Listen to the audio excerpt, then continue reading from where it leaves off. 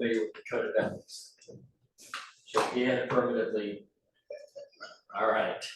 Code of Ethics 7, accept compensation from one party only, except with full disclosure. So you can't be getting money being paid by the buyer and then also getting money from the seller, okay, unless both sides agree to it. Keep the funds of clients and customers in escrow. We don't deal with funds anymore. Prior, before the 2022 update to the contract, we as agents would get the earnest money and the option money. It would be given to us, and then we would take the earnest money to the title company, and then we'd have to take the option money directly to the seller. It was still, you had 3 days to do it, but once we got it, you had to get it there right away. Because everything, any monies that we receive from our clients has to be in an escrow account. So how does it go now? Does it go? Goes right to the title. It goes right to the Title, so it's out of our hands. Okay. Yeah, and most title companies have automatic. New agents, the class is not for a new agent now. It's for both. Oh yeah, okay, you're going to give you the new rules, that's right? Yeah. Okay, that's right. Yeah. Assure whenever possible that transaction details are in writing. That's one of our ethics. That's what we agree to do.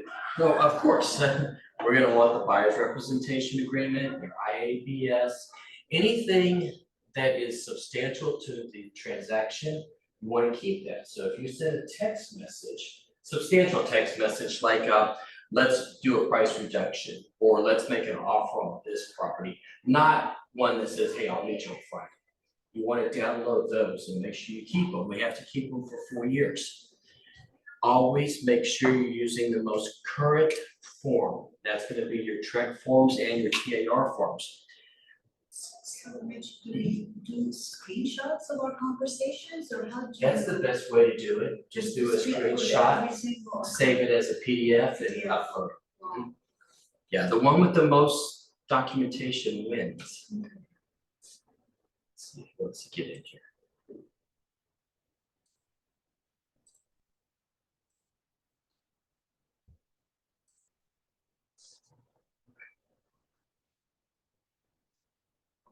If you're on Zoom, you'll need to have a camera turned on. It's just like being in a classroom. Right now, the last form that was updated was the seller's disclosure. It was effective on September 1st of 2023. Right now, they have proposed changes to all the contracts and a change to the third-party financing addendum. Those have all gone through the broker lawyer committee. They've been out for comments. Then they'll go to the full track probably in February. If they pass them, they'll be later on in the year before they're actually mandatory for use. For the seller's disclosure, it should say on the bottom next to form number 9123. 23, yes. Just to make sure we're not Just to using. make sure you use it. And with using the current forms, that's the forms that we generate ourselves, and any form you get from a co-op agent, you have to make sure they're using the right form, right addition. 10, provide equal service to all clients and customers. Standard of practice 10-5. Realtors must not use harassing speech, hate speech, epithets, or slurs. And this includes on all of our public. This used to say that it was anyone who is in a transaction with you. Well, NAR looked at that and said, it should be across the board. Everyone needs to be held to a higher standard. Be knowledgeable and competent in fields of practice in which you ordinarily engage. Obtain assistance or disclose lack of experience if necessary. We're going to talk about that in a little bit more detail. Communicate honestly and present a true picture in your advertising, marketing, and other. Why is this disappearing? There it goes. Okay.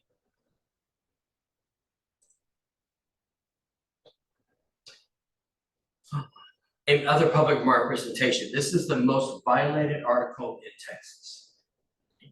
With Advertising a true picture. Have you ever gone to meet a co-op agent and you've looked at their card and everything, and you go and you're expecting to meet their son or daughter? Even with our pictures, they need to be updated as things change. I probably don't look the same way I did 15 years ago. With advertising, we're gonna talk more about what's required by Trek in advertising. So, how do they really enforce that? There's so many agents that look nothing like their pictures. It falls under advertising now, so you can file a complaint with TAR, an ethics complaint, or since it's advertising, you could actually file it with Trek also. The only way for us to higher standard is to file those complaints. Have avoid problems with Article 12, portray a true picture in your advertising materials. This includes your online content, social media, images. Ensure that your status as a real estate professional is readily apparent. Need to disclose you are a realtor. That is not a Trek requirement, but it's a TAR requirement. You need to have realtor with your name. Realtor can only be used in conjunction with your name. You can't have #1 realtor in Houston. It has to be Mitch Rainey Realtor. Disclose the name of your firm in a reasonable and readily apparent manner. A team name alone is not enough. That's also a Trek rule, and we'll go in a little more detail about that.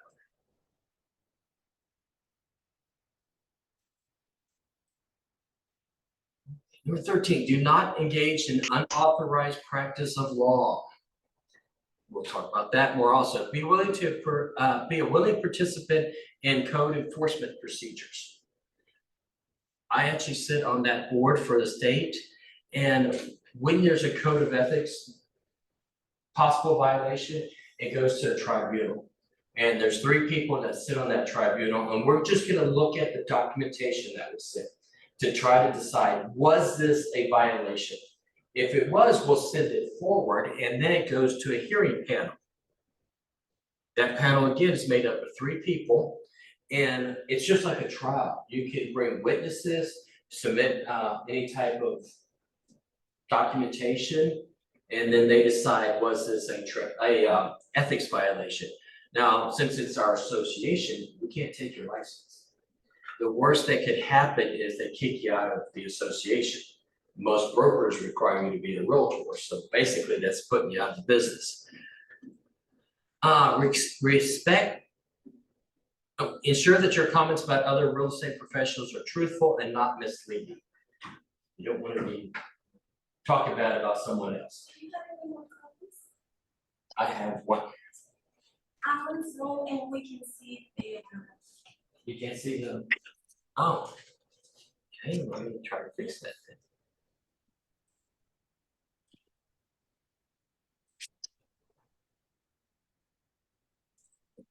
Here you go. Okay. Thank you. Thanks for letting me know. This one.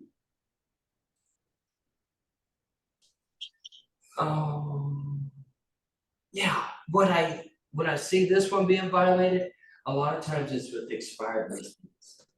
You have agents that come in and tell them how bad the other agent was not getting their house sold. When really, to be a professional, you want to go in there and tell them what you can do to get the house. Respect the exclusive representation, exclusive broker relationship agreement. So if someone says they're working with an agent, you don't want to say, hey, here's the form, terminate it and come work with me. Now, if they approach you saying, hey, what could you do for me? You can tell them that, but you just can't tell them how to break the agreement. If anything comes up, we all agree to arbitrate and mediate before taking anything to trial.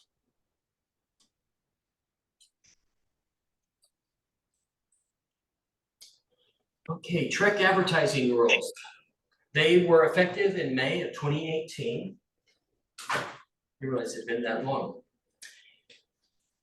Registration of users name. Okay, if you have your license, so I'm licensed as Mitchell W. Rainey Jr.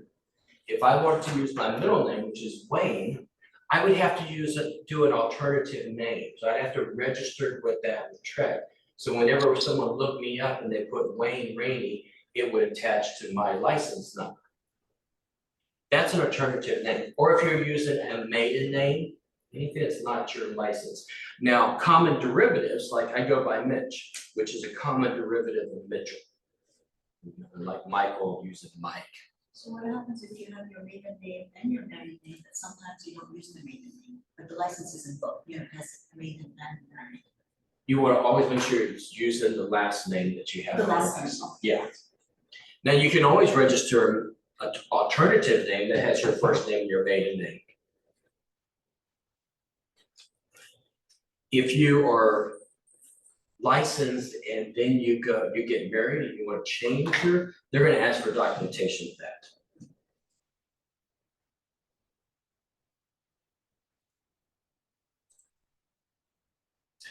Everything must be registered with Trek prior to using it.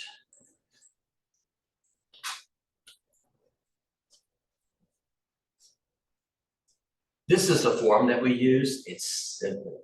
Y'all, any agent can fill it out themselves, or I can fill it out for you. You just have to sign it. We send it to Trek, and usually within a week, they have it. And if you look up your name on Trek, like you'll see Mitchell W. Rainey Jr., and then right underneath that, it would have Wayne, if I was using that as an alternative name.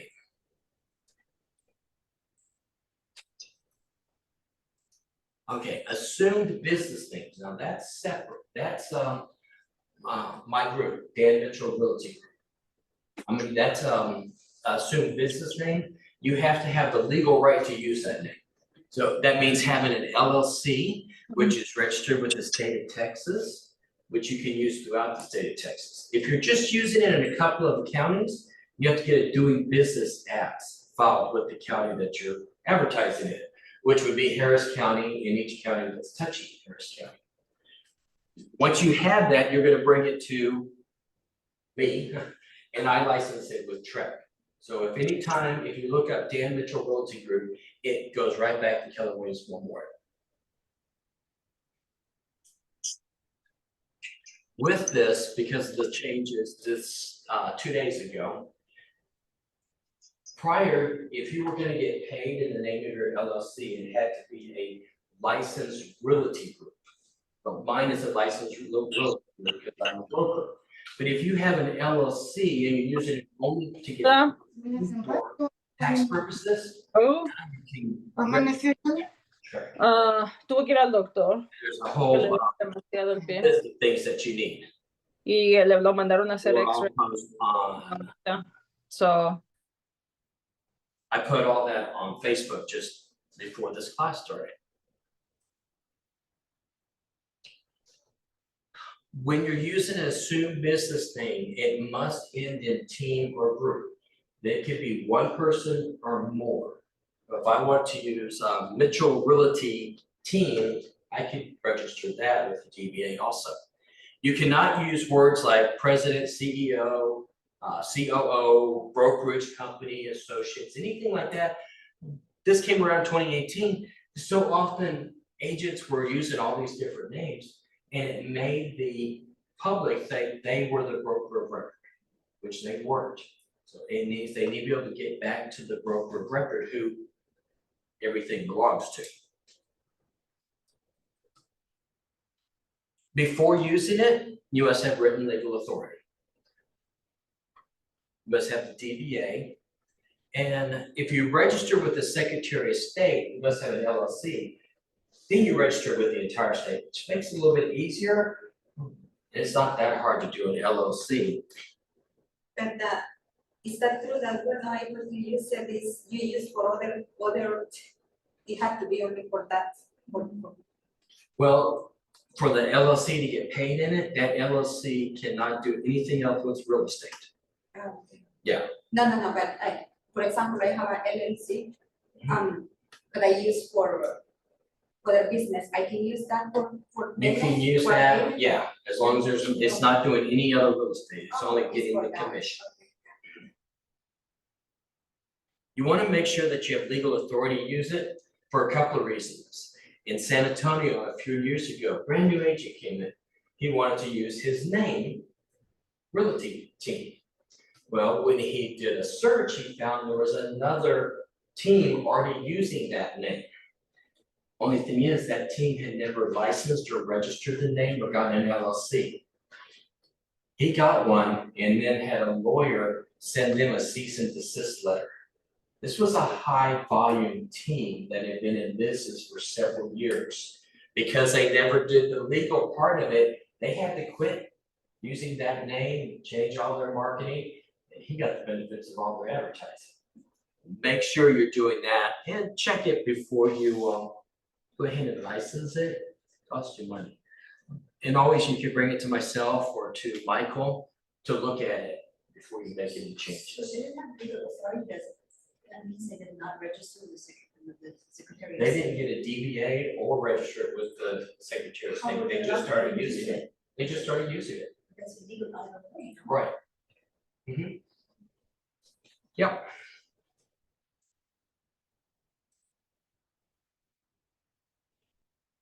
Advertisements. What's considered an advertisement? Anything that you're using to find clients. So it could be billboards, business cards, brochures, social media is the big one right now, websites. They all fall under advertising. Okay, check rule 535.155. For advertisement on social media or by text, the information required license holders, team name, the broker's name, and at least half the size of the largest contact information may be located on a separate page or an account user profile page of the license holder or team. Must be readily accessible, one click away, and readily noticeable. And with the code of ethics, it has to have realtor. What does that boil down to? If I do a flyer, it can have Dan Mitchell Realty Group on there. It can have Mitch Rainey Realtor, but it also has to have Keller Williams Memorial. If my name is 1 inch, Keller Williams Memorial can be no smaller than ½ an inch. It actually goes by the size. That's on everything. So on your signs, flyers, social media, always has to have Keller Williams Memorial because they're the ones who own the listings and the buyers. So for social media, just educational posts, we post like anything other than listings. If you post anything with real estate, it has to abide by the rules. Okay, does it have to have Keller Williams logo? Keller Williams Memorial, that's the Oh, brokerage. okay, so is this not correct? So I put Keller Williams Memorial here on the top, and these are my posts, so. Yeah, that's each good. post. No, just on the main page, and you also have to have the IABS Yes, I highlight. and the consumer protection notice, okay?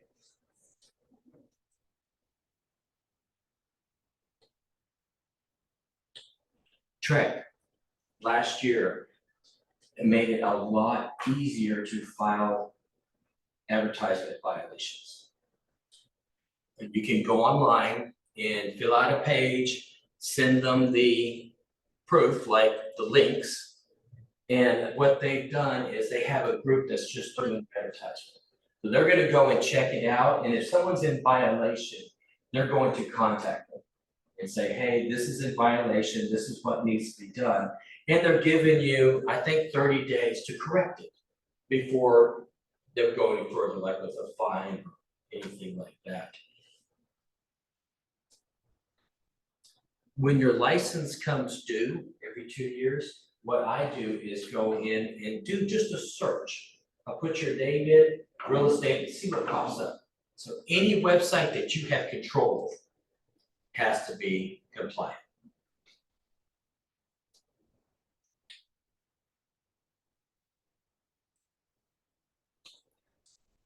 So XYZ Realty Group, see it ends in group, could end in team. Keller Williams Memorial is half the size of it. So that would be compliant for Trek.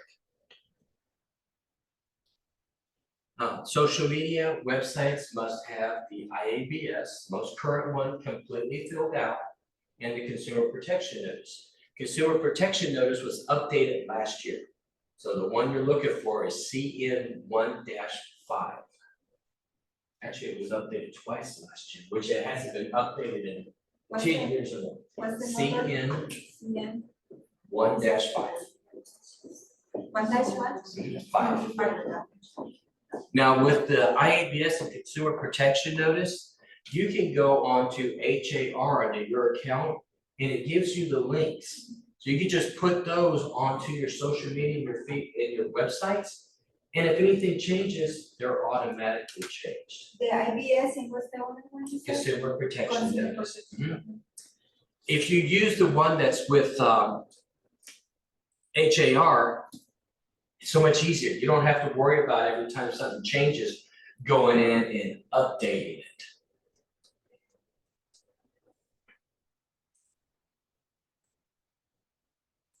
And the CM is 351 with 200. The what? I'm sorry?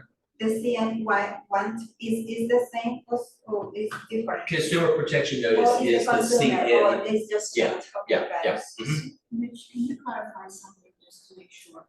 So the IABS and the consumer protection notice, I have them on Facebook under story. Okay, The Facebook, I don't have, it doesn't show anywhere that I'm a realtor, it's my personal page. all right. Is that a problem? No, No. if you don't have anything that relates back to real estate. No. Okay, yeah, if you have just a personal page, I'm just using it with family, not doing anything with real estate, you don't have to worry about it. But once you start putting your listings, or I'm opening an open house this weekend, or here's information about the market, it's advertising, then it's required. It has to be business page then? No, Oh, it because could be for a these- personal, it could be a Oh, business oh, page. okay. both are And legal. we embedded in that listing, and embedded or just it's there? It's just there. Okay. So be careful, if you have a business page, automatically sharing it with your personal page if it's not compliant. There's a couple of different ways to do that, and Brandon's great for getting it up to date and everything being compliant. I have a question. Yes, Do we have to have it in our email? you do not have to have it in your email. Okay, If you have it in your email, the link has to be above the signature line. So it'd be the link here and then my name. okay, It's also not considered delivery. Now, if you send an email to someone, your first communication, and put on there information about brokerage services, explain it, see link below, you could use that as delivery. Just because it's on your email address, it's not always gonna consider it delivered. It's not, Okay. no, it's not must. thank It's not required. No, okay, No. got it. Okay, good. Used to be, but that was years ago.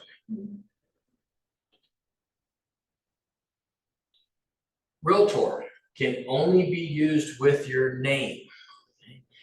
Since it is a association, it has to be in caps. And you can put the little R symbol on there. Like I said earlier, you can't use it for number one realtor, first realtor, realtor properties. Always has to be my name, realtor. Misleading. There was an agent up in the Panhandle who advertised herself as the largest, I think she put realtor in the Panhandle. And one, you can't use realtor like that. Trick. Someone filed a violation on her on that because when she said largest realtor, she meant because she was over 300 pounds. Yeah, she was saying actual size, and Trek found that to be misleading. So, but we don't have to put realtor next to our name. So like, Well, it's required by our code of ethics. Okay, I'm designing door hangers, is this okay? Like, I didn't put realtor. Do I have? For our code of ethics, yes. Yeah, okay. The main thing I worry about honestly is what could make you lose your license?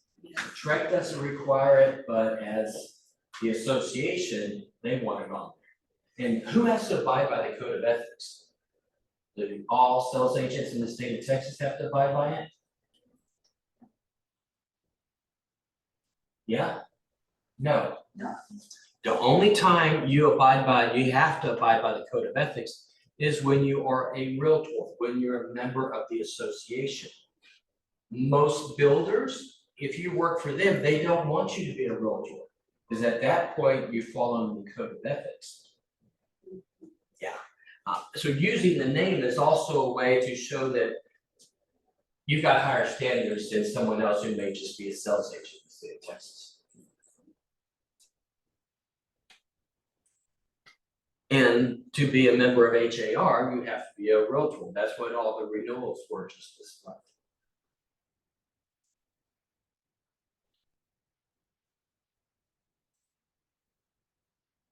All right, so if you go to HAR, go to your account, and under my account info, there's a drop down for information about brokerage services.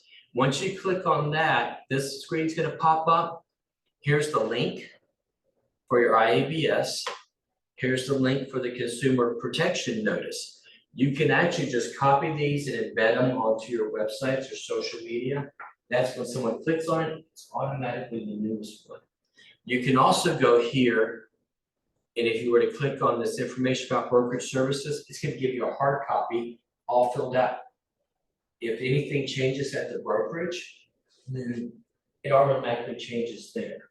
So if we get a new broker of record or licensed supervisor, it's automatically updated.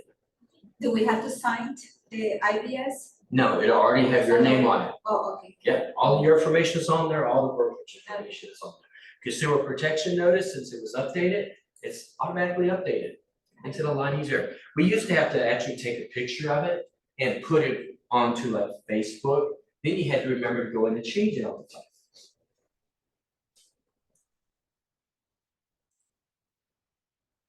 Okay, But people who deal for we have to add that, or have it all in caps. if I have it all in caps. You're good. Okay, because I can't find it. in my- Yeah, I don't know how to get that little R. I'm sure there's a shortcut, and Brandon may be able to tell us, but I don't ever remember.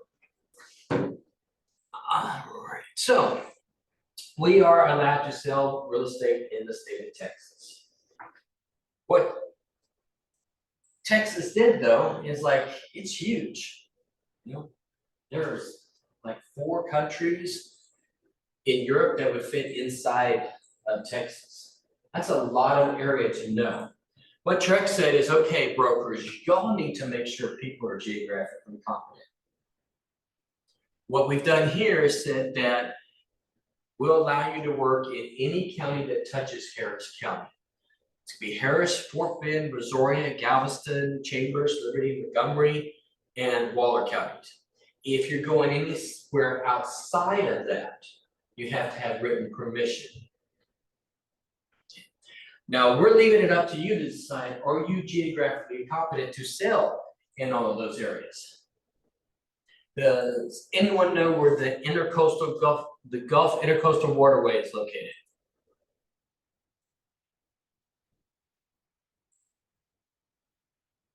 Anyone?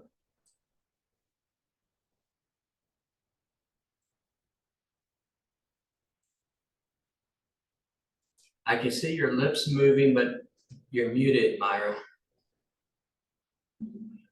Oh, sorry. I was talking. I'm talking over here. Sorry. Oh, okay.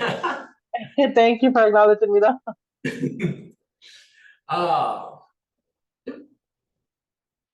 The Gulf Intercoastal Waterway is between the mainland and Galveston. If you don't know where that is, then you are not geographically competent to work anything on the island. Because there's an extra disclosure that goes with that. And we're kind of leaving it up to y'all. Now, I always did my business in Fort Bend County. That's where I live. I've been there 18 years. I know that area. I don't know the Woodlands as well. I definitely don't know Galveston or the Ship Channel. I would want to refer that. I know I won't be doing right by my clients.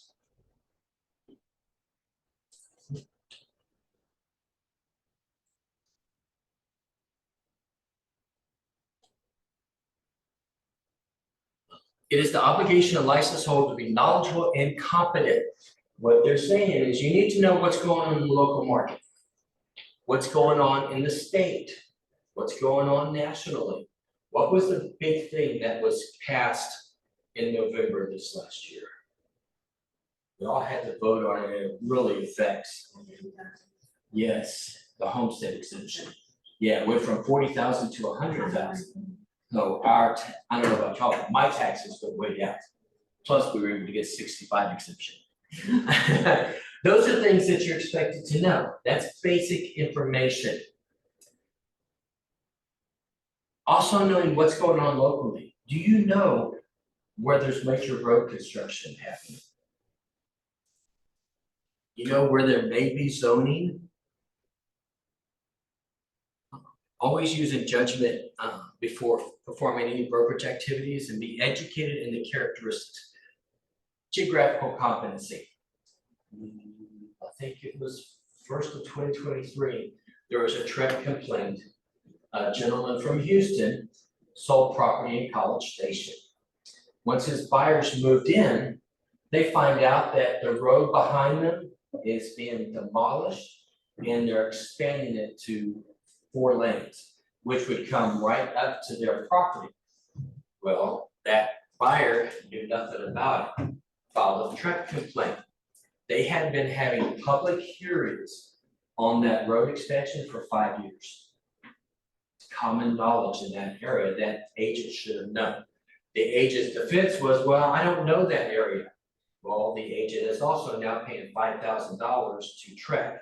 His broker's paying $3,000, and he's opened himself up to civil litigation. Those clients can sue him for malpractice. Is a person, the city is taking the land from him, obligated to sell him, and he's looking for other land, and he's scared to the city came back again. Can't come in, And get it from him, what you can do about to make sure nothing. he's right about getting that land? There's not much you can do. It's eminent domain. So what that means is the state can come in and basically take your land. They have to pay you market value for it, for the benefit of the public. Is anything that you can do, like make sure that client or that customer feel okay to buy what you can do? What you can do is know what's happening. You know, if there's know what's happening. bonds, school bonds for, well, we had property out in Needville, Fort Bend County, and the high school needed a drainage. The way they wanted to do their drainage was from the back of the high school property right through the middle of ours. So they were taking about 1 acre of the property to put a ditch in, basically. It was for the benefit of the school. You have to go to city resident to find out what else. You have to go to see, that's part of being geographically competent, knowing what's happening in the area.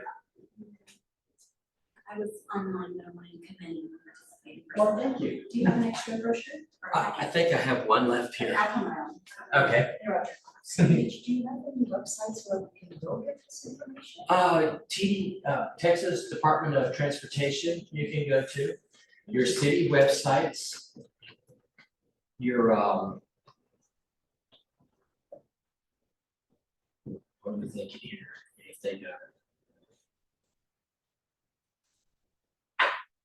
Those are the names. It's just talking to people around that may be working in there. Your HOAs are great for knowledge.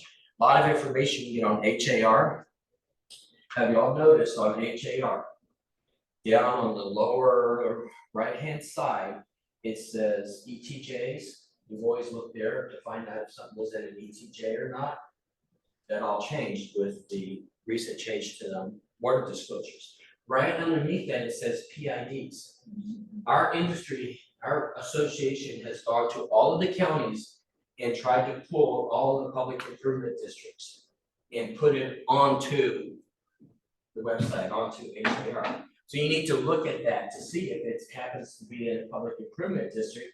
There's a whole nother disclosure that goes along with it. If you ever run into one that's not on there, HAR has asked us to contact them and they'll make sure they get the information and get it loaded. You want to know what's happened past, present, and future. Groundwater conservation district, subsidence district, flood district. Is it a buyer or seller's market? Oh, are there any zoning changes coming up? When I took the broker responsibility instructors course, and a broker there, when someone comes to ask to work outside of the area, one of the questions he had, or a couple of questions he asked was, what is the school mascot? What's the best Mexican restaurant? And where's the Dairy Queen? Been in Texas for any amount of time, we know there's a Dairy Queen. If you know where the Dairy Queen is, you probably know what's going on in there. Oh, wow. That's a good tip. Yeah, another. I haven't been a Dairy Queen in so long. Yeah, there's one between me and the house. That's good. Okay. Another broker, she says she has this Google page, and it's sent to her agents, and they have 5 minutes, or she said 15 minutes to complete it. They have to, answer what's the school mascot. They have to answer what is the local title company, 2 of them, with their telephone numbers. She's serious, you need to know what's happening in that area. And it's a big difference. If you've always worked in their loop, or even Houston, like out to the Beltway 8, total different animal than what it is in the suburbs. I'm in the ETJ for Fort Bend County. There's a lot of different stuff going on up there. And Andrew keeps getting bumped off.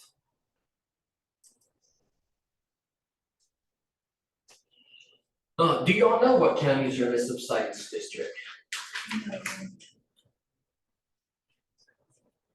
Don't? Anyone? Most of them, no? Hmm? So most of them is just two, I think, yes. Subsidence. It's every, most of, in Houston, but I think two, you say was. That's groundwater conservation Oh, districts. okay, I'm confused with that. Subsidence districts are Fort Bend, Harris, and Galveston County. What it means is that we've been using up the groundwater, so our elevation is dropping. So if we were 74 feet above sea level in my house. If it drops, what can that cause? Flooding? Groundwater conservation districts is the state has rules of how we can use the groundwater. They have to have ways to reclaim that groundwater. Like you said, it's most of the counties around us except for Chambers and Liberty.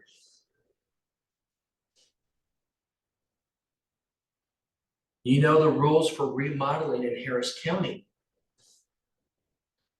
This was all done right after Harvey. I'm curious to hear about this, because I have a client that's looking for a lot. All right. And we decided not to pursue this particular one, because when he spoke to the builder, they were going to have to elevate it even higher, and that would cost even more, like Even more money. 50 cents, whatever it was per square foot, and so he decided not, I couldn't remember what. I think has to be more than, it's either 3 or 5 feet above the mean elevation, which is gonna be like in the center of the street. We have a nice form though that discloses that. It's an HAR form. That's if you're building new, and they can even do it if you're remodeling. You have to raise it for floodplain. If there's no zoning, can unimproved property be turned into anything? It depends on if it's near school. Depends on if it's near a school, it depends on the municipality. It can depend on your HOAs also. I can't do an Airbnb in my neighborhood. PIDs, big thing, public improvement districts. We've been talking about that for a little over a year now. That's what HAR is helping us with. You know what a public improvement district is? it's their, if I'm a builder, developer, and I'm gonna put in this neighborhood, and I wanna put in a water park, that's gonna be the benefit of everybody in the neighborhood, I don't have money to do it. I can go to the municipality and ask them, just like, no, this is gonna do this, and they'll say, okay, we'll give you money, we'll do bonds for it. Well, those bonds have to be paid back by the people in that neighborhood. Where it gets tricky is I've got that allowance, I'm not gonna do it until phase 4, and I'm only on phase 2. But it's not gonna show up on your tax record until it's completed. Yeah, what gets even worse with this is if the seller doesn't disclose it, whenever they discover it, they can go back to that seller and they have to buy the house back. There was a TREC complaint on this just this last year, first one I've seen. Exempt statuses, rollback taxes, y'all familiar with rollback taxes? Comes more when you're out in rural areas, it's if you change the tax exemptions for a property. So I have an agricultural exemption and I wanna change it to residential. Whoever makes the change is responsible for back taxes for 3 years. 3 years. 3 years. Yeah, so whatever the taxes would have been for residential, minus what they paid for agricultural, times 3. It's not fair. It doesn't seem fair. I don't know if it's equitable, but it's the law. Yeah. They actually made it better, it used to be 5 years plus interest. That's something we need to be aware of, if you're selling farm and ranch, it's actually on there, you negotiate who's gonna pay. Why they go back, like it starts from today, why going back? It's a way for them to get money. Get more money, Money. revenue. Yeah, but I mean, you can just get money. I know, well. it's not Yeah. living America. Are y'all familiar with the different exempt statuses? You have your homestead exemption, that's probably the most common one. If someone in the house is over 65, you can have a 65 exemption. Disabled veterans, those are all different exemptions. For us, just knowing what's available, if you look at the seller's disclosure, section 7, I think, it lists a lot of them. All you wanna do is if you have a veteran coming out and they're purchasing, you know they have a disability, let them know, go down and file that with the CAT, and you get a discount. Anyone turning 65, get that 65 exemption. Mud districts, So I have a question about this, I mean, this may sound like a stupid question, but when we do all of the comparison taxes and then you go, I think it's Realist or one of them, that you go, and it opens this PDF for you, with a whole bunch, I don't know what I'm looking at. that's probably a link to the, It's actually a PDF, it's actually, Oh. so it opens you like a PDF and it starts listing for Ben, goes on and on. I have no idea what. I'd have to look at it. If it's like, oh, for the MUDs, that was the ETJs, extraterritorial jurisdictions, Okay, for that HAR 400, which is no longer used. okay, so then that mud, is not, it's not. Yeah, you're not gonna worry about that, you're gonna go directly to the water district, and it's called notice to purchaser. You wanna find that document, and that's set by the legislature last year. All the information is on there.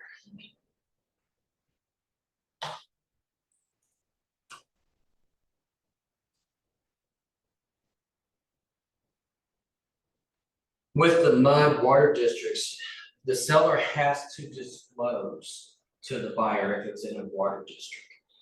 So it's gonna be your MUDs, your LIDs, your PUDs. Sometimes you'll just see ID. WCIDs also. Drainage and flood control also. Most of your drainage and your flood control though is for the entire counties, like Harris County flood control, everything. You don't, some of us have to disclose it if it's more than 75% of the area. Don't worry about those. This link I clicked on, this takes you to different mud districts or utility districts.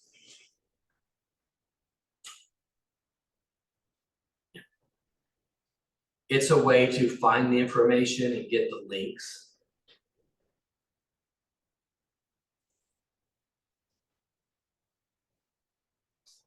Plus, are you a member of the local board? Y'all are a member of Oh, yes, we HAR. are. It's chair. Like you are, you are. Okay. But if you're working up at College Station, they have a different board. A lot of the information that they have listed there is also gonna be in HAR, but not 100% of it. How do you do comps if you don't have 100% of the information? Another reason, geographical competency.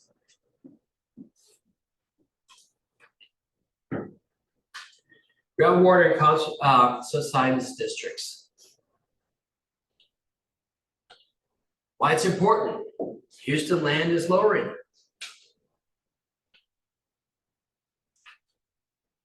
Doing Harvey, when the dam broke and everything flooded. Right after that, there was a segment on Channel 2, and it was a repeat from the 1980s, where an engineer was walking that area where they were building all these new houses. And he was talking about subsidence district, and he said there'll be a major flood here eventually. And sure enough, some people had how many feet of water? This map shows all the counties in Texas that are in either a groundwater conservation district or a subsidence district. Groundwater still continues to be a major source of water. Right now, what is it?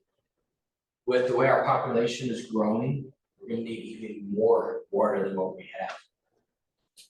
That was all added to Legal 2 last year.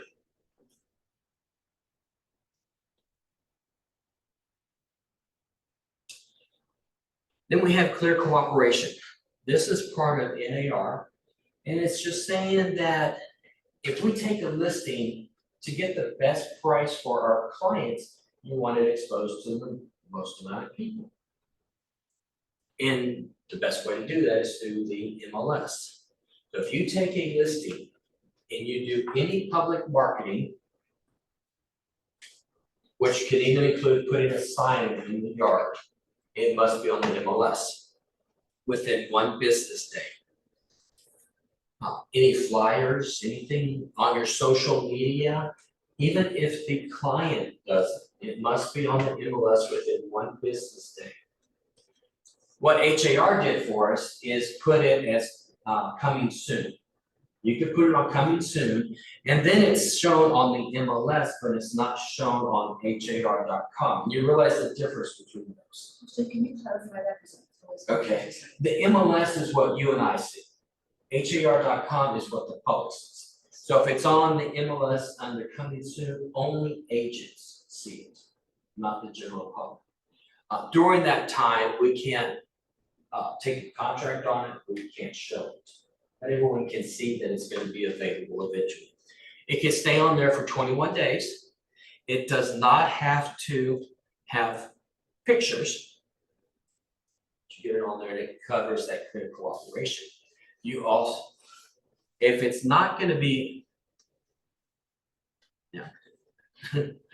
So one day, if you do any public marketing, or the client does any public marketing, you can market it within the brokerage though, to any agents who are here in Keller Williams Memorial, because it's exclusive listing for Keller Williams Memorial. When you market it to anyone in the public, that's even if I take a listing and I'm calling my sphere of influence, or if I tell you that I've got a coming soon listing and you call your sphere of influence, tell them it's available, I have to have it on MLS within 1 business day.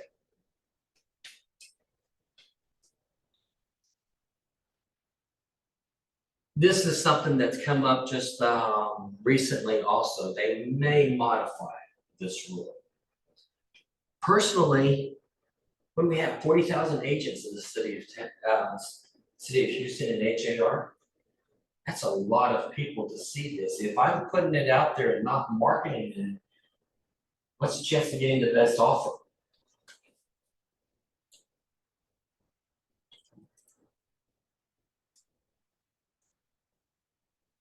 After 21 days, it'll automatically go active. You may place a coming soon sign in the property. It does not start counting days on market also. So when you do make it active, it's not gonna say 21 days, it's gonna say 1 day. Photos are not required. Yeah, it's good, best practice though, to go ahead and put your pictures. 'Cause have you ever driven down Southwest Freeway and you drive by these used car lots and it says pretty inside? What does that mean? Everything else is a wreck. And if I'm a buyer's agent and I have these qualifications I'm looking for, and I pull up your coming soon and there's no pictures, what's the chance I'm gonna remember to go back and look at that? Put pictures on. They don't have to be your professional pictures, but at least get some on there. But does it have to? Hello, You don't have to have it when it's coming soon. Thank You have to have it with, you have to have 10 pictures, or you have to have 7 pictures within 10 days when it goes active. But if you put a listing up with no pictures, I'm gonna talk about general issue rate. Would that also apply to land, the 7 pictures? Not 7, Okay. I forget how many we have to have, it's like 5. Thank you so much. It's like, I'm not gonna remember, okay, this one looks great, but there's no pictures. Right. Am I gonna remember and look back in 10 days? No. Put pictures up there. And one thing with HAR, if I put a listing up, it's gonna be sent out to all the people that are looking in that area. When I put pictures or change pictures, it sends it out again. Put it out there, even if you have to take pictures with your cell phone, which take really good pictures right now. Then when you put your professional pictures up, it's gonna go out again. Does it do with any change we do? That's good. No, just with pictures. So if I change one picture and they send 7 pictures, 7 this time? I don't know. That would be a really good way to, Really push it out, wouldn't it? yeah. While we're on pictures, my take on pictures. We're allowed 32 pictures with HAR. I hate when you look at a listing and you see the elevation. Then you see the elevation from the left, then you see the elevation from the right, and then you see the front door, then you see the hallway, and then you see this room and that room. It's syndicated out to how many different websites? Not all websites allow 32 pictures. Some of them only allow 5 pictures. So I want those first 5 pictures to be the pictures that are gonna make you wanna go see that house. Seeing the elevation 3 different ways from 3 different angles and one from height, it doesn't excite me. But if you see the elevation, and then I see that tropical garden with the swimming pool, and then I see the chef's kitchen, am I more excited than seeing the hallway and the front door? Think about that. What you want to do is get them in there, and then you can put the rest of the pictures afterwards. That's my take. It's very helpful. You're so amazing. That's You know how hard and how long it took me to learn that? I mean, if I was in your class and I was a newbie, I would have beat this market a lot faster. This is such a valuable information. I didn't know. Most people It's want to amazing. take the pictures like you're walking through the house. That's Well, amazing. get the ones that are gonna make me wanna walk through the house first. It's very important. Thank you. Intermediary, yes, go I ahead. do have an important question about listings. I just had a listing and we were waiting to get the photos, you have a tenant in the property. Finally got the photos, we've been kind of going back and forth for the holidays and after the holidays, finally signed everything, paid for the photos, and then I get a phone call from, oh, I can't finish the listing because the previous agent left it as withdrawn. Oh. And they were still under contract until May of 2024. Your license Wow. for that as well. Um, So explain to me, if this is the appropriate time and place, what the legalities are, with that. we I mean, can't I suppose listen I until know, it's I know terminated. about it, but still, I just was like, did she do something wrong by She Probably didn't not. get withdrawn. If I have a contract listing is until agreement May of for 2024? 1 year till May, that's my listing agreement. Literally, you can't even talk to the Right, you Call, can't you can- approach them, but they can approach They you. can approach Yeah, you. who knew? You need to send that seller to that agent or to the broker. We did. Well, you really have to tell them, I have to see the termination Yes.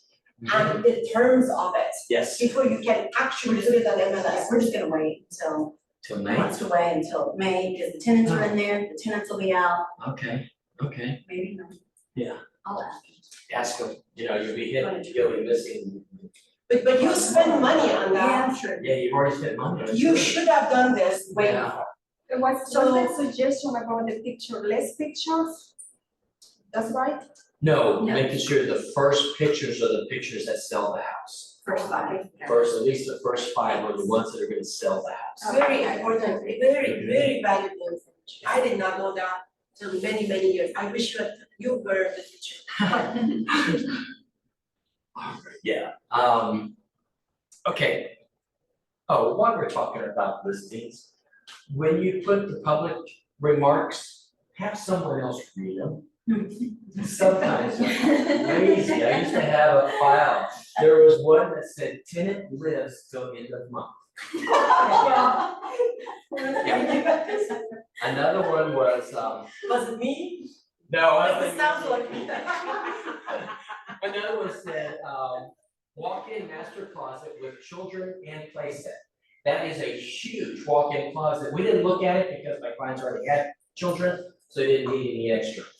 So But in have the someone flip else side, read it. everybody's gonna remember that agent. Oh, yeah, everyone's gonna remember that agent. And the listing. Yep, there's another one that said, a company showings due to monkeys.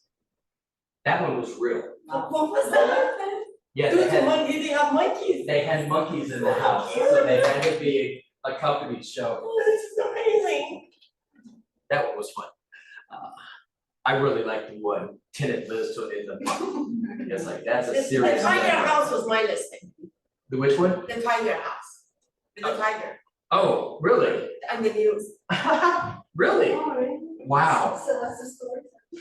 Well, I don't know if you have time or not, so my clients, there is a tiger in the house. And then this guy called and says, I don't know if I'm high or actually a tiger is looking at me because he was on crack. Oh Some my boys went there and all. There's some crazy things. All right, intermediary. What's intermediary? From the same brokerage. So that means that Keller Williams Memorial has the listing agreement and the buyer's representation agreement. And then it has to be intermediary. Intermediary can only be done in writing. You must have a signed listing agreement and a signed buyer's representation agreement and the intermediary form. That all has to be done prior to any negotiations.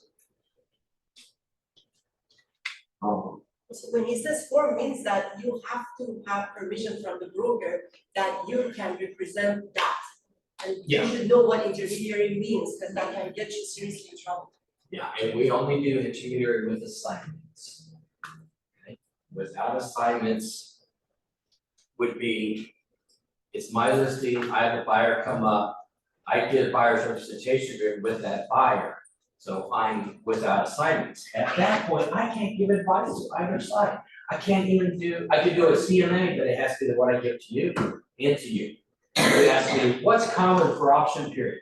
I have to read the paragraph to you. Even as a broker, I would not do intermediary without assignments. So just to make sure I understand, for the intermediary, it's Keller Williams Memorial has a buyer, has an agent that represents a buyer, and Keller Williams Memorial has an agent that represents a seller. You got it.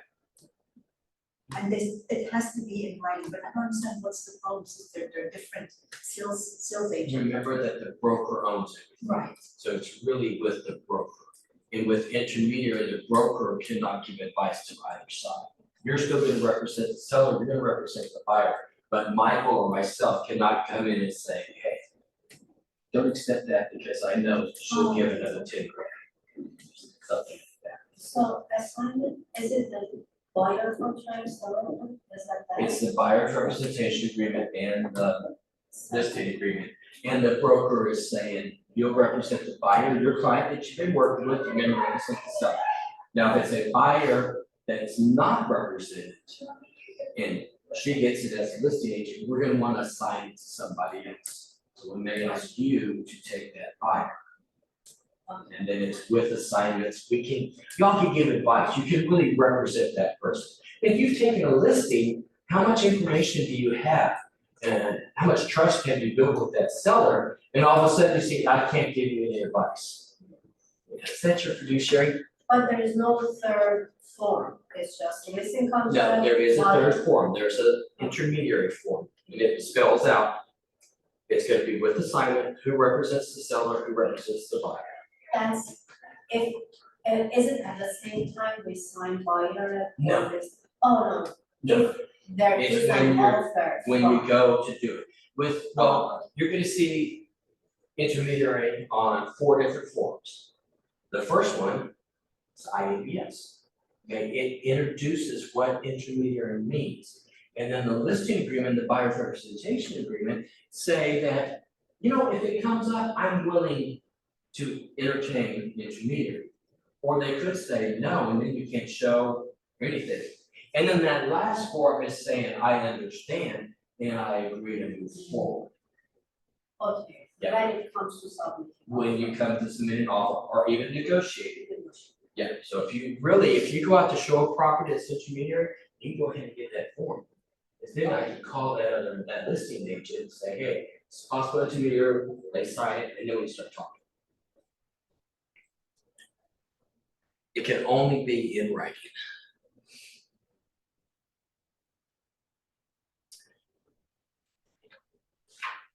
It's the most misused thing in Texas, intermediary.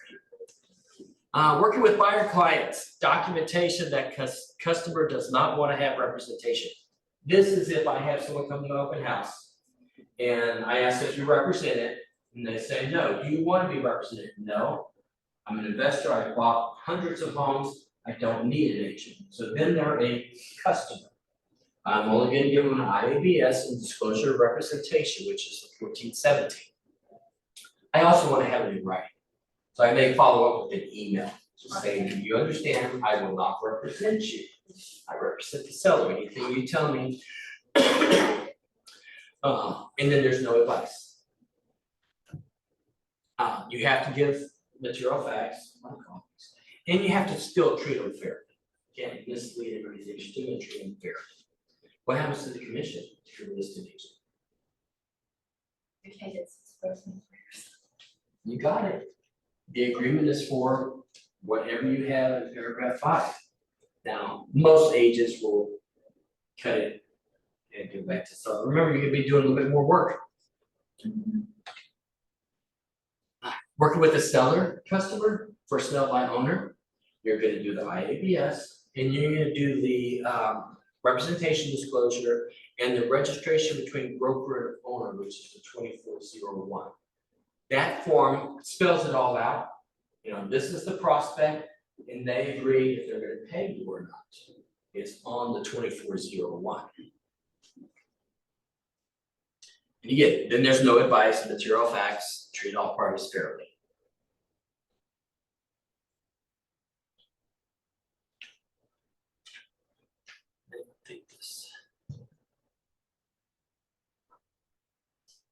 All right, trick renewals.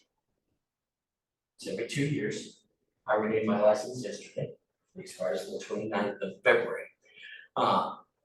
With your first renewal, the first 2 years, you must have 90 hours of SAEs, plus legal 1, legal 2. They changed it last year where 30 hours of your SAEs have to be in brokerage. Don't wait till the last minute. It's 98 hours you're doing these classes, and they have to, when you take the test, it has to be proctored, and there's only certain places it's proctored. And with the first time renewal, you can't pay to extend it. And TREC changed it in October that if you don't renew your license on the day it's due, it'll be made inactive and you're disconnected from the broker. Basically, you have to start over. Ouch. After those first 2 years, you have to have 18 hours of CE classes. 4 hours in legal 1, 4 hours in legal 2, and a contracts class. A contracts class could be in any contract that you work with. It doesn't have to be residential, it could be what, farm and ranch, commercial. And there's some classes, well, the one I teach is the top 10 paragraphs in the 1 to 4, which covers it. And you need the 6 hours of electives. So how early in advance can you renew? 90 days, Only, only 90 days. what's the turnaround time then, once you complete the tests, say with Kaplan, then Kaplan needs to let Trek know? It's only a couple of days. And now we do it online. Yeah. And always remember to go in and pay your renewal. People will take all the classes and forget to pay the renewal, and then their license goes in and or expire.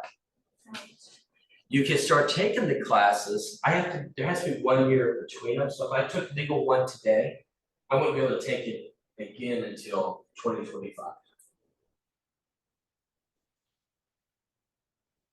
Legal 1 and legal 2 was rewritten for 2024 and 2025. I just got the instructor's book. It's really a good class. I think it's the best legal 1 and 2 I've seen. You teaching it? I'm teaching it in February. We teach it. And then for listings from our brokerage, we can screenshot the pictures from each of our posts on this online. They're your pictures. Somebody else's from this. You want to get permission From the. from the listing agent. Yeah. Okay, not the photo. No, from the listing agent. Okay. If it's within our brokerage, it's probably not gonna be a problem, but you just wanna make sure they've got copyright release. Doesn't it belong to the brokerage? So It- any It agent- does belong to the broker, but maybe I've got a listing that's not on HAR.com. Or the seller has told me I don't want this on social media, so just double check. Oh, no, I'm taking screenshots from HR. To put it on my. You still wanna make sure, Okay. yeah, still that's it's like thing to So do. how is that different from when you go into the chair and then you put it on Share. Facebook? Yeah, you You share. share Oh, yeah, and then that's- it changes the name, so how different is it? It's when you're picking out pictures. I'm not gonna do all of them, I'm gonna do this one, this one, this one. Yeah. I mean, if it's my listing, I'm gonna tell you to do it, because I don't want it advertised or anywhere it can go. But they already told me do whatever I. And then you've got, yeah. Practicing law. This was added last year, actually 2022. Draft language defining or affecting the rights, obligations, or remedies of the principals of a real estate transaction, including escalations, appraisals, or other contingency clauses. And means you can't put anything that says if this, then that. You know, if it doesn't appraise, you agree to bring $5,000 to the table. Can't do that. It's if this, then that. And we've got another document for it. Do not add language covered by another form or addenda. If you strike through anything, it has to be initialed by all parties. We don't strike through anything. If you're primary can put just about anything you want in the contract. I would rather you have it on a PDF or an email from your client saying, I want this language in there and attach it instead of writing it yourself. No question, I wasn't doing it. This is exactly what they instructed me to do, and I informed them they should talk to an attorney.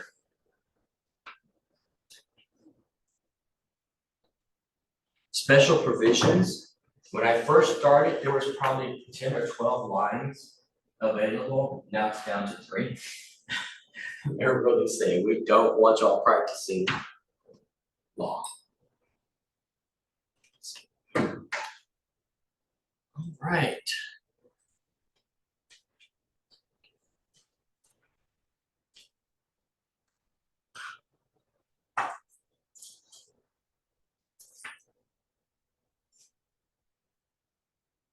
Right, do not call. Are you familiar with the do not call list? I haven't filled out this one.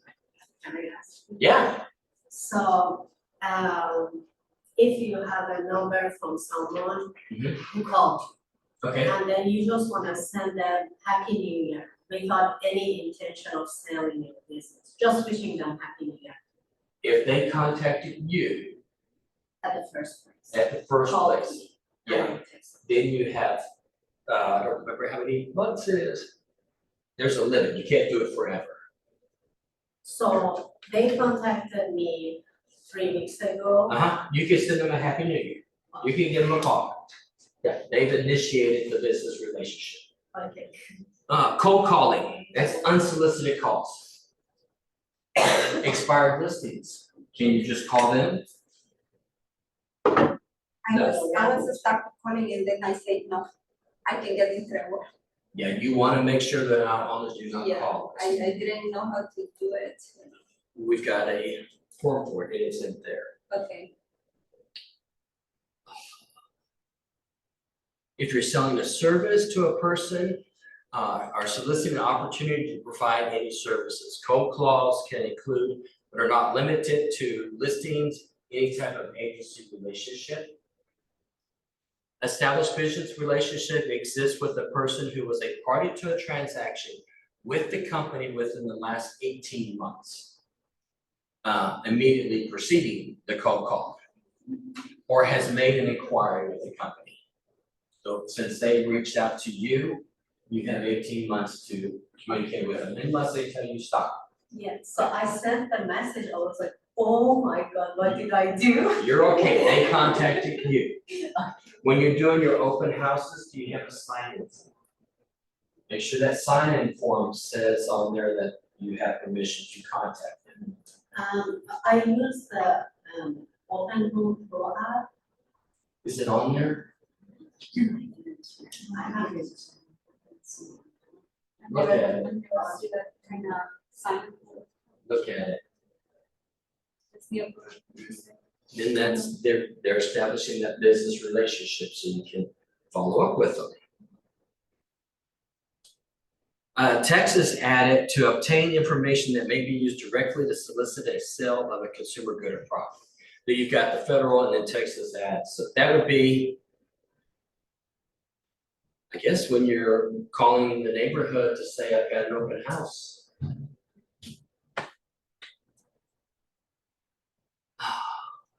It's done by the Telephone Consumer Protection Act 1991.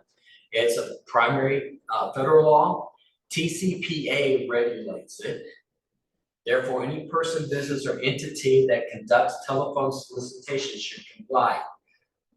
And these include voice calls, faxes, VoIP, voice over internet, when you just calls and leaves a message, and pre-recorded voice messages. Both FCC and FTC have regulatory powers to enforce it. The irony of all of this is that they don't stop anything, it keeps coming and coming. But you know, if someone calls me, I get the information, I can demand $500 for them right away. There is a law right now that they're trying to get passed that states they have to give you their name and contact information. So when you call, you have to identify yourself, what you're calling for. If this law is passed, I have to say, this is Mitchell, I'm calling about real estate, my telephone number is. Yeah. And actually, I have all the letters in my office that you can send to them demanding your $500. We can make the income stream And from this. I'm on the do not call list.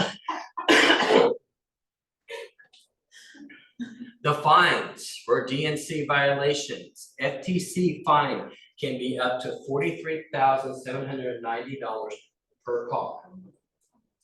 Federal Communication Commission can be another $16,000 per call. State of Texas fines are $100 up to $25,000 per call. With the do not call, there is no defense. Yep. And you can't say, well, I got it from this service and they told me they checked the do not call list. It's the person that's making the call. As part of a settlement agreement, Keller Williams paid $40 million to settle a do not call suit. The lawsuit claims that KW agents made unsolicited pre-recorded calls without consent. That's why if you've ever taken bold, have you taken bold? Did you take it before they changed it recently? It was when we were still at Riverdale, so what, 3 years ago? Okay, then the one you take now, nearly every page has something about do not call, to check it before making those calls.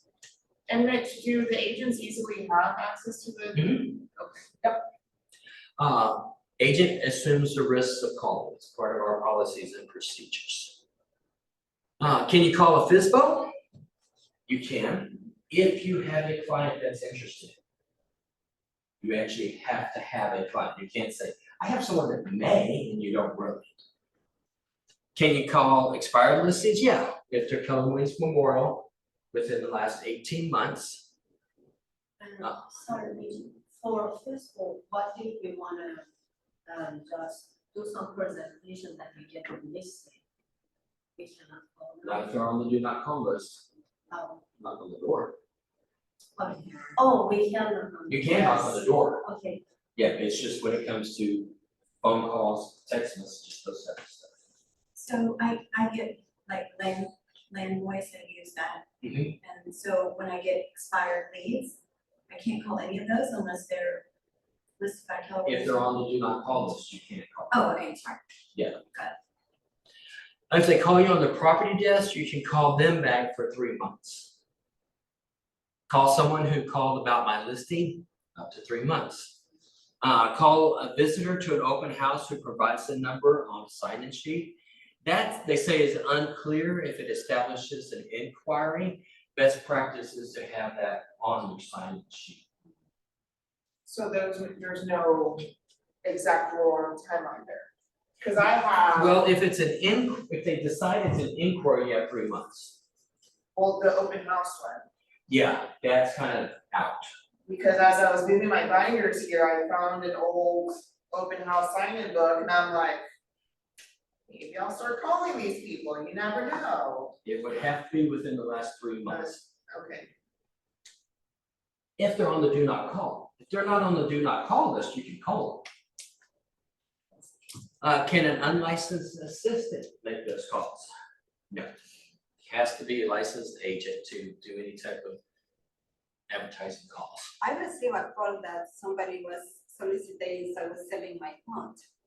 As in, he didn't have a license. And he was working for a company, like.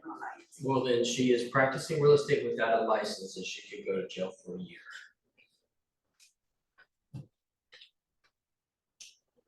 Things to think about. Respecting privacy. How do you feel when you get those calls that are soliciting you all the time? I hate it. P.S. Those calls that we're getting about, I related to NAR, and I want to tell you, NAR does not sell our numbers. They are not related to National Association of Realtors. They are soliciting. Efficiency and relevance. Sales calls are inefficient, often counterproductive, and it wastes your time and resources. I know some agents who do cold calling constantly, and they know what their numbers are, but they're calling 50 people before they get one that'll set an appointment. Customer satisfaction. I know how I feel about unsolicited calls. Legal protection. By using the do not call list, you protect your business from potential legal risk. If I'm using it and I've checked it and they're not on there, that's the way I can defend it. Honoring do not call list also builds trust. How to access the do not call. Register on telemarketing.donotcall.gov. You can create a profile as an independent contractor. We use the DNC scrub here at the office. It's something they pay for. You're going to sign on to that website. Our account name is KWRME. Your username is going to be your email address with the K Delavan email address. And the password is capital K, W, rocks, #1, period.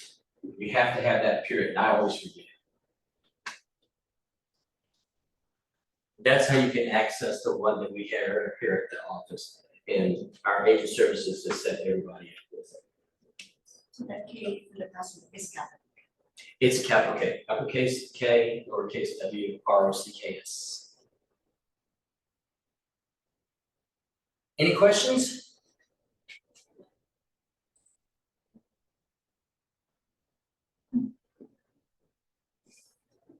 Great. Thank you. Any questions about compliance or anything? The advertisements for. Yeah. Just makes me Nervous. nervous. It's, if you remember to have KW Memorial on there, no smaller than half the size, your social media, Keller Williams Memorial, IABS, and Consumer Protection. It's really good. Let's see. Thank you. We will let you know when things change, especially with those contracts. One thing that you'll like is third-party financing is changing, where you have the days for buyer approval. They added to that they have to supply something from the lender saying that they weren't approved. Right now, all I have to do is tell you, I wasn't approved, I went out of the contract. They're changing it that you have to have a letter from the lender also. Cause I've had to ask for that, and that was recently too. Yeah. I wanted proof.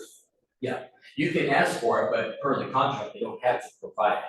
This one, they do have to Good, provide. it. So yeah. that is one, you can go into and make comments on that form. They've also have another form for the water.